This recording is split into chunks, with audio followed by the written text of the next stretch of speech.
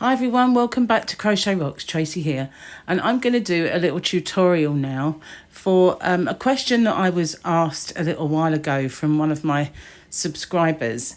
I recently did the stack kind of stitch, and so no longer using the turning chain. Once I did that video, I got lots of questions, so I did several others showing how it works with granny square and other stitches. But I was asked, how does this work out when you're doing the moss stitch? Sorry, I nearly forgot the name of the stitch that I'm going to show you. So I'm not sure if I do my moss stitch exactly the same as other people, because I've seen various different ways. But I'm going to show you how I do my moss stitch and how it works out with not doing a chain at the beginning of the end of rows, so that it works nicely in conjunction with the stack. Now I just call it the stack stitch because in the US it's called the single stack stitch, and in the UK it would be the double. So I just call it the stack, so that way we know what we're talking about. So I'm going to put my yarn on my Wool Genie, but first I'm going to show you it's the Stylecraft Chromatic double knitting yarn, and I've chosen this one because hopefully it will show nice definition with the moss stitch. So bear with me while I get set up, and while I'm doing that, if you haven't already, don't forget to hit the subscribe button and the notification bell. And incidentally, I'll put links to the other videos in the series of this stack stitch at the end of this video. Also, if I can remember, I will put a link for those videos in the description box, along with a link to my shop where you can get that yarn and my other channels. So just a little bit of a note then, the recommended hook would be a 4mm. Now I have used a 4.5. I'm going to do a swatch video of these yarns very soon, so watch out for that and you'll see the difference. The colour of this one is called Whispering Willow. It is a wool and premium acrylic combination. But I'm a bit allergic to wool, but if it's anything under, say, 25% and you can't feel that wool content, i.e. scratchiness, it's fine. And so that's exactly what this is. So I'm going to use as well a 4mm crochet hook this time around. This is a Clover Amour, but the reason I'm using this is because of the colour. It will show the yarn quite nicely against it. Okay, so I always make an odd number of chain. Let me just go down a little bit. There we are. So you just crochet any odd number that you want for your project. So I'm going to pause the video because I need to count, and that is very off-putting if you're doing the same. So I'll come back to you once I've got my chain. Okay, so I have 25. That's an odd number of chain, and I'm going to, in the second chain from the hook, I'm just going to do a UK double crochet, which of course is a single crochet in the US. And for the purposes of this tutorial, I'm just going to do one in every single stitch all the way along, just because then it will show a nice even base to start with. I mean, obviously you don't have to do that. You can go straight in with the stitch and it will be exactly the same, except you'll just go into chains rather than these UK doubles or US single crochets. So again, as it will be boring just watching me go all the way to the end, I'll pause the video and I'll come back to you once I have my my foundation row. Okay, so I've done one stitch in every single one. Like I said, you can just go straight in to the actual stitch, but I find it cleaner to do this. So in my very first stitch, which is the one that this is coming out of, I'm not going to chain. Incidentally, it depends on the yarn, but if I ever do a chain to get up, I will just do one and I'll pull it right low so you can't see it. So that's the only time that I ever would do a chain.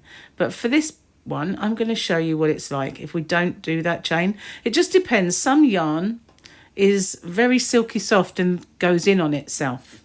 Do you know what I mean? It just moves in, and so that stitch becomes very tight.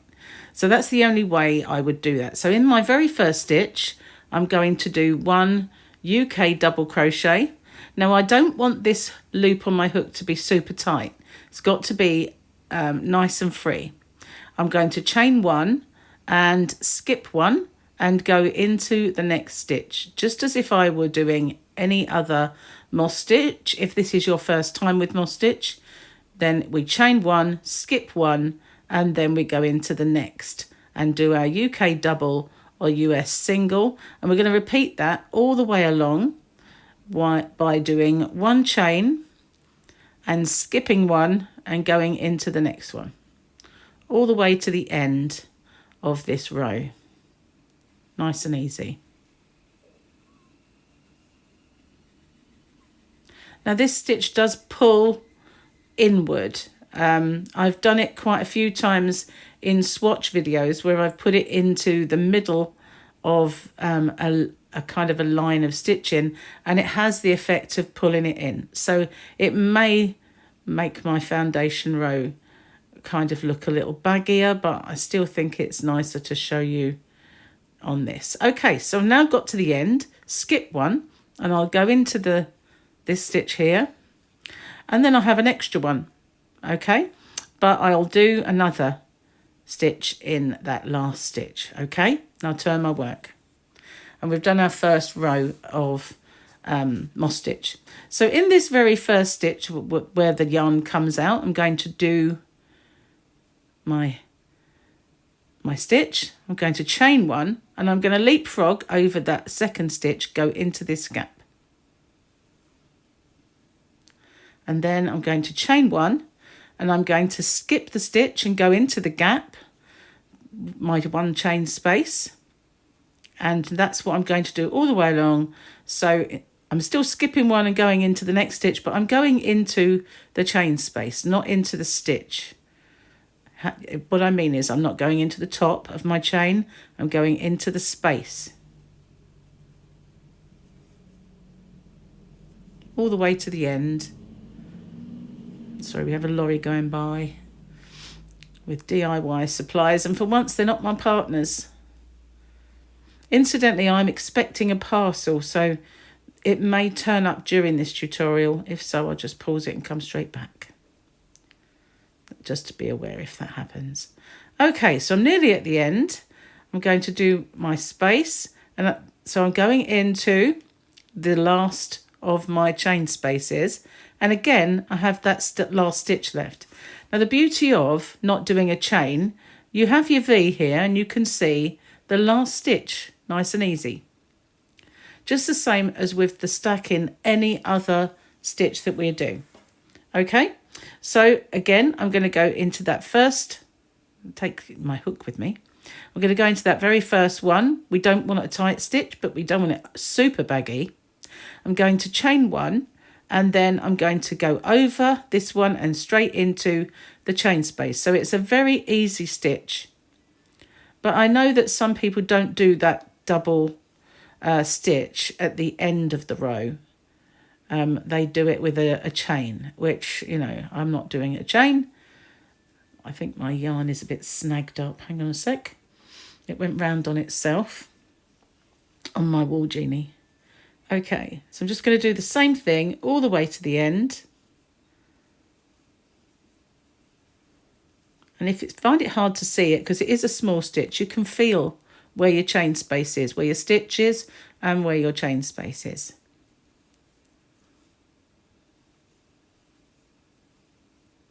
Okay, nearly at the end.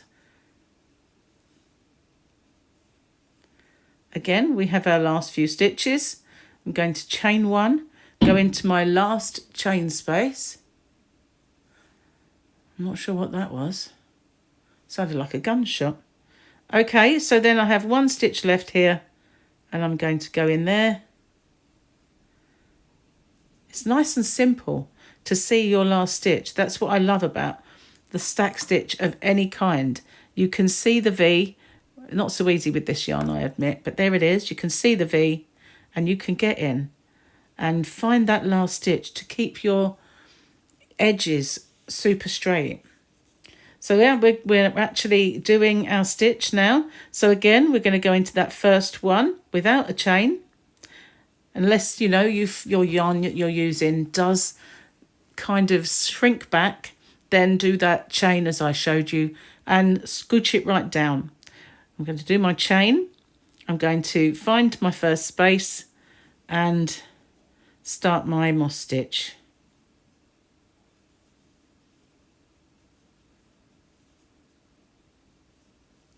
Just the same as before.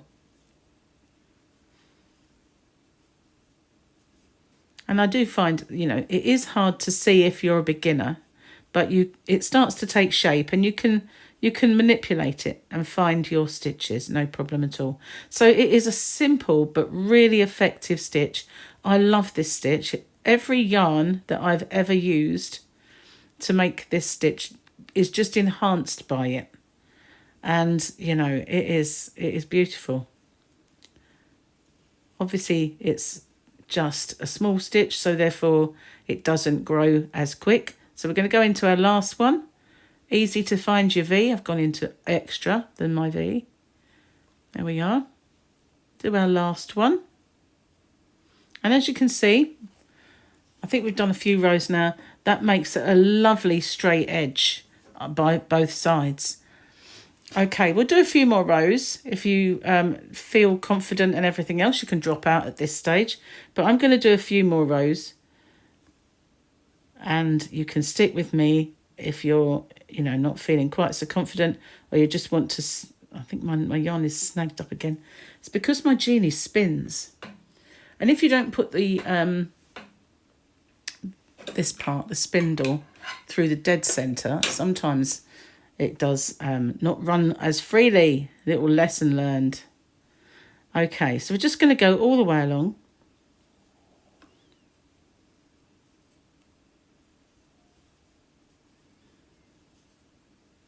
And we'll see a few more rows just to see how it works out.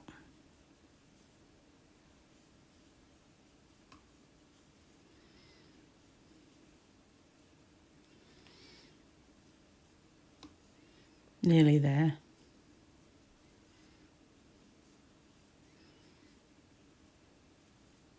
Okay, so there's our last space. And no more chain, just straight into that last stitch. And then we turn and we do it all over again. Okay, so this time I will pause it and meet up with you when we get to the end. But the trick is that this stitch needs to be the same sort of tension as the rest of your stitches and not tight. So if you find that you make it too tight, I will show you how it looks. You might have just disappeared on me as I said I'm going to pause it. But I'll show you how it looks. It doesn't look any different if we do that chain and we scooch it right down so it's very more or less non-existent. And all that will do is give you this little line here. We'll do a couple by making that chain and you can see the difference. There shouldn't really be a great deal of difference. Okay, so I'm going to pause it then and I'll catch up with you when I get to the end of this row. Okay, so I'm at the end of the row. I'm just going to do my last one. Okay, so now I'm going to do my chain, but I'm going to scooch it, or as I say, cinch it right down so that it's more or less non-existent, and do my first stitch. So this end of this row will show you what it looks like when you do that chain, because we did it at the end of the previous. Okay, so let's just, it's very small, so I won't bother pausing it. We'll just get straight there. And if I go too fast for you, you can always pause it and catch up with me. But I think we know what we're doing with this stitch now. Okay, so we're there. Into my last chain space.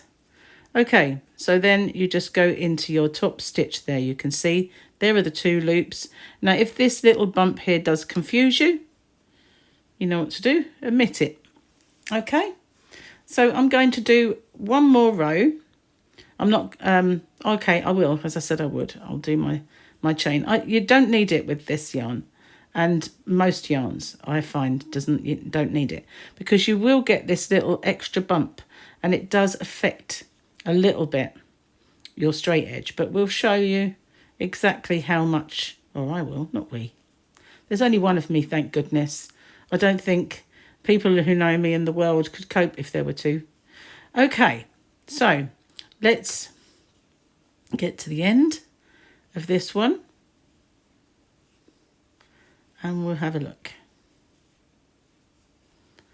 I need to pull my yarn again, but my yarn genie just wants to, wool genie, I always call it yarn genie, it's a wool genie, wants to spin like the clappers when I pull it. Okay, so we're here again. There's the stitch at the top there, just the same. Makes it a little trickier to get your hook in, or it might just be the hook. I'm not used to these hooks. I use tulips. Okay, let's have a look. Has it made a great deal of difference to the edge? It's made a tiny bit. Well, actually it hasn't, has it? Because you can see you've still got that little kind of bump. I don't think it's made any difference at all. Looking at this one, it would have just been here. And you can see there's a little, I suppose it's a tad bigger, but it's kind of doable, I think. But you see what I mean? This stitch does kind of pull in. It would make a great waistband if you're making a skirt and you wanted to taper, then switch to this stitch rather than decreasing. It's just a little tip, because this will kind of give you a lovely waistband without ribbing. Okay, so that's how I do my moss stitch, and it's also how I make my moss stitch. I mean, I've always done it the same way, but now that I do the stack stitch and I don't do any turning chains, that is how I do it. So I just wanted to show you with that little chain, if we did have to do it. It's only kind of really silky soft yarns that slip and slide that I would use that. But everything, and I don't always anyway, you know, it's only if it absolutely is necessary. Otherwise, I would just go straight into the stitch itself. I don't bother with any kind of turning chain now in any way at all. So I've done so far every single stitch that is imaginable, videos, and I will just say link those in the description box below, and get on. I'll show you what they're like. Now I'm going to carry on with this for a little while because I'm making a swatch video, and so I want to show how this yarn works up. So I'm going to carry on with my swatch, but I feel like that's enough for this tutorial. So I hope you've enjoyed that, and I hope it helps, especially the person who did ask me. I think his name is Gary. So hopefully, Gary, that has helped you. Thank you for watching, everybody. And if you haven't already, as I said, don't forget to hit the subscribe button and the notification bell.